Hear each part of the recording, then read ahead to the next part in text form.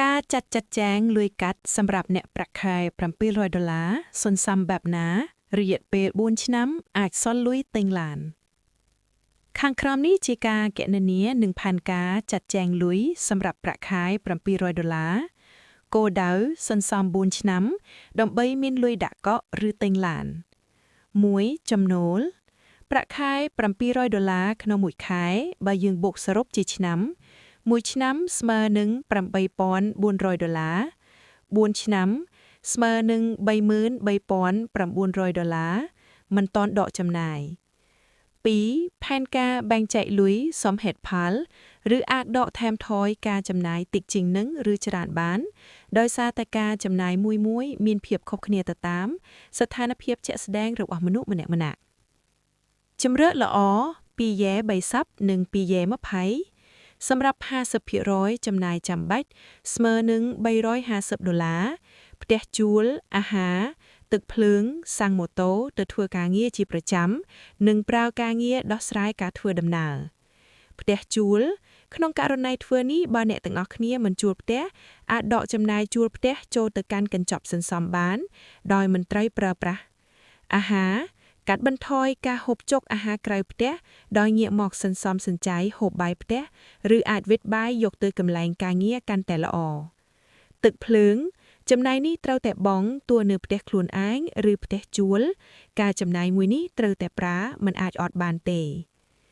30% ចំណាយចង់បានស្មើនឹង$210ឧទាហរណ៍ចំណាយចង់បាន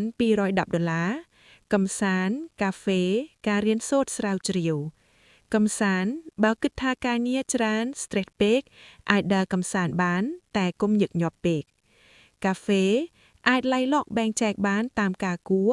បើហូបត្រូវមើលនិងគិតរកចំណេញខំដូចជាអាចឆុងកាហ្វេហូបពីផ្ទះទៅកន្លែងការងារខ្លះនិងទិញគេខ្លះម្ដងកាន់តែល្អការសិក្សារៀនសូត្រពីជំនាញថ្មីៗចាំបាច់ណាស់ព្រោះវាមានសារៈសំខាន់ធ្វើឲ្យយើងបានប្រាក់ខែឡើងកាន់តែខ្ពស់ជារៀងរាល់ឆ្នាំនិងទាន់តាមតម្រូវការសង្គមបច្ចុប្បន្នទូរស័ព្ទនិងអ៊ីនធឺណិតបន្ថែមទិញសម្លៀកបំពាក់ត្រូវចេះបែងចែកថាវាជាតម្រូវការឬជាចំណង់តែមួយឆាវសម្រាប់2យ៉ែ20%សន្សំស្មើនឹង$140 $140គុណនឹង48ខែស្មើនឹង$6,722មិនទាន់គ្រប់សម្រាប់ការទិញឡានបានទេអាស្រ័យហេតុនេះហើយត្រូវតែមានផែនការធ្វើការគៀងគរចំណូលក្រៅបន្ថែមទៀតប្រាប់មួយបើបានចំណូលបន្ថែមឧទាហរណ៍ freelance work online បូក$150ឬអាចបានច្រើនបានតិចអាស្រ័យទៅតាមជំនាញរបស់បងប្អូនសល់ពេលយប់ឡើងអាចឆ្លៀតពេលលក់ online ឬរក website ការងារណាដែលគេរើការងារ freelance work មិនថាក្នុងស្រុកឬក្រៅស្រុកតាមដែលអាចធ្វើបានដើម្បីបានប្រាក់ចំណូលបន្ថែមបើប្រាក់ចំណូលមួយខែស្មើនឹង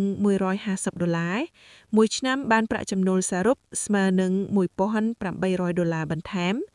ដូច្នេះសរុបប្រាក់សន្សំរយៈពេល4ឆ្នាំបានចំនួន$13,920អាចឲ្យអ្នកទិញបានក្នុងតម្លៃល្មមមួយដោយមិនមានបំណុលខ្ចីគេការសន្សំឆ្លាតពេលបើកប្រាក់ខែដាច់ខាតត្រូវតែដកមកសន្សំមុននឹងដកចំណាយឲ្យទៀងទាត់ជារៀងរាល់ខែបំបែកគណនីចាយសន្សំកុំជំពាក់មិនចាំបាច់ត្រូវតែមានការកក់ត្រាចំណាយនិងចំណូលឲ្យបានត្រឹមត្រូវនិងច្បាស់លាស់ទៅជារៀងរាល់ខែបន្ថែមចំណូលហើយនៅកន្លែងការងារជាទូទៅតែងតែមានការឡើងប្រាក់ខែអាស្រ័យហេតុនេះហើយការសន្សំក៏ប្រែប្រួលទៅតាមនឹងដែរវិន័យច្រើនជាងចំណូលបើអ្នកចង់ខ្ញុំអាចគណនាផែនការសន្សំតាមចំណាយពិតរបស់អ្នករៀបចំផែនការចាប់ពីថ្ងៃនេះដើម្បីក្តីស្រមៃទិញឡានរបស់អ្នកឲ្យបានកាន់តែឆាប់ជាងមុនសូមប្រាប់ខ្ញុំចំណាយប្រចាំខែរបស់អ្នកប្រហែលប៉ុន្មាន